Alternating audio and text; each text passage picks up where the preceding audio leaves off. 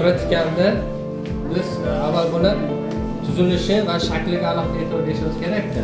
Demak, har bir narsalarimiz buyum bo'ladi, narsalar bo'ladimi, hayvonlar, jonzotlar barini biz tahlil qiladigan bo'lsak, mana geometrik shakllar asosida tuzilgan bo'ladi. Ana endi mana pratikanga biz e'tibor beradigan bo'lsak, bizda mana bunday avval shakldan tashkil topgan bo'ladi. Ya'ni qovun shakl desam sizlarga tushunarliroq bo'ladi. Mana bunday shaklni chizib olamiz. Mana dastlab ko'ryapsizmi? Geometrik shaklda bu ham. Mana. Keyin mana qarang, mana bu qismidan mana boshini biz shakllantirib ajratib olamiz. Bosh bilan tanasini. Mana tikanlarida bor. Mana bu qismi tikanlar bo'ladi. Tanasida tikanlar bo'ladi. Mana bu qismda nima bor? Bizda bosh joylashadi, to'g'rimi? Va mana bu yerda nima bor bizda? Mana ustiga olma ortib olgan, mana olma. Mana olmamizni mana shu yumaloq shaklda ishlab olamiz. Ana endi biz mana umumiy shaklni topdikmi? Mana geometrik shakllar asosida ishlab oldik, kerak bo'lgan qismlarini. Mana konstruksiyasini topdik. Ana endi alohida nima qilamiz? Endi buni detallarga ajratib ishlaymiz. Alohida detal. Demak, mana bu qismida mana tumshug'ini qo'shamiz mana bu. Mana tumshug'i mana. Mana holatda ketadi, to'g'rimi? Va keyin mana bu qismida mana tumshug'ini tag qismini ham qanday qilib tanaga qo'shib olamiz. Mana. Mana bu yerda tumshug'i bor, to'g'rimi? Mana bu yerda ko'zi bor, mana ko'zi.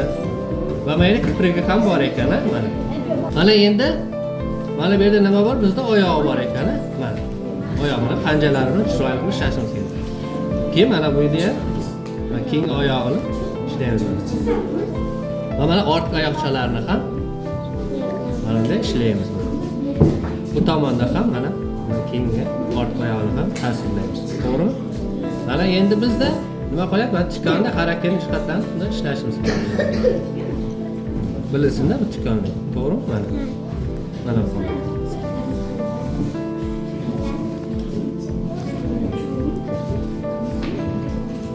Va mana tikonni xarakterlarini ko'rsatib o'tamiz. Keyin o'sha ranglash jarayonida kimga to'g'rilab ketamiz, hozir kamchiliklarni. Tushunarlimi? Mana.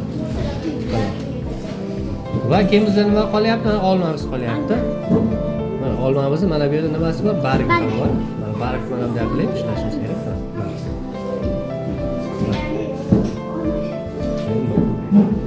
Tikanlarni ham ko'rsatib o'tamiz. Bizda yana mana bu yerda quloq qolib ketdi-da. Quloq qolib ketdi. Mana holatda mana quloqni qo'yamiz.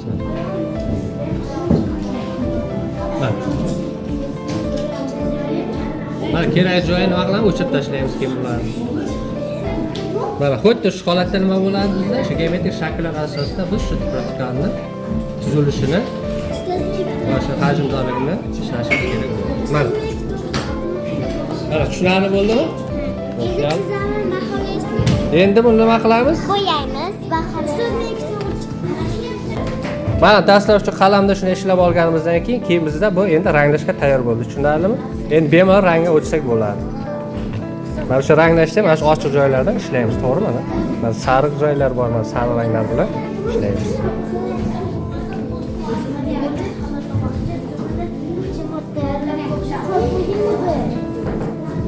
Bu qarang, birdan to'q qilib ishlanganda bu ochiqroq ishlash kerak-da bularni rangi. Ishlaymi?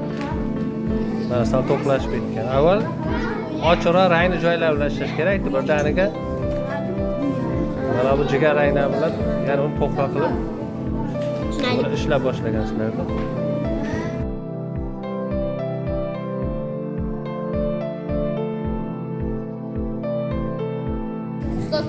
Endi mana yuzini ishlash kerak, bu tursa hali.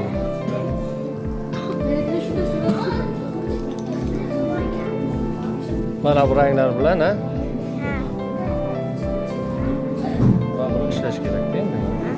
Yopib olish kerak dastlab. Ha, tushunarlimi? Bunday yopib olish kerak dastlab. Keyin mana olmamiz bor, ochiq ranglarda ishlanadi. Mana yorug' soya bilan ishlash kerak-da bularni hammasi. Ha, ana shunday. Quruq bo'lib qoldi, mo'y qalam olish kerak rang. Rang olish kerak. Mana bu bizda mana suv bo'yog'imizni mana olib qo'yish kerak-da. Mana olib qo'yish kerak. Bizda mana bu nimani palitra vazifasini o'taydi bu. va rangni qorishtirishimiz uchun mana bu qismimizda palitra vazifasini o'taydi, tushunarlimi? Oldimizga mana narsa olib qo'yamiz, ortiqcha narsalarni. Mana shunda rang tayyorlab ishlanadi. Mana shunday olinadi, ha. Mana olamizda rangni mana tayyorlaymiz mana. Mana shu palitradan olib turib, keyin bemalol mana yerga qo'yishimiz mumkin bo'ladi rangni. Mana. Tushunarlimi? Mana shu palitra vazifasini bajaradi. Ishlab bo'lgandan keyin mana nam salfetkamni artib, yana o'z o'rniga qo'yib qo'yamiz. Ha. Bo'yaysan buni. Chimtir. Darsdan shay bo'yab chiqishimiz kerak-da. Keyin bu mana oyoqlarida ham bor shu ranglar, oyoqlari hammasi ishlab chiqamiz. Ha, ana shu.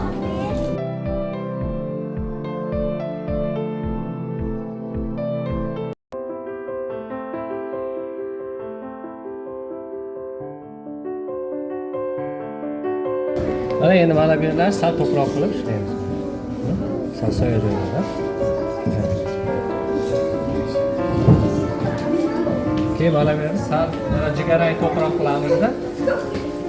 Hududlarini ozroqroq to'proq qilib ajratib olamiz. Mana chekki chiziqlari bor. Mana qulog'ini ham mana ichkari qismi to'proq ekan bunda. Ishlab chiqamiz bularni. Tushunarlimi? Keyin nimasi bor? Mana qochiymiz. Qora ranglar bilan keyin ishlaymiz. Mana.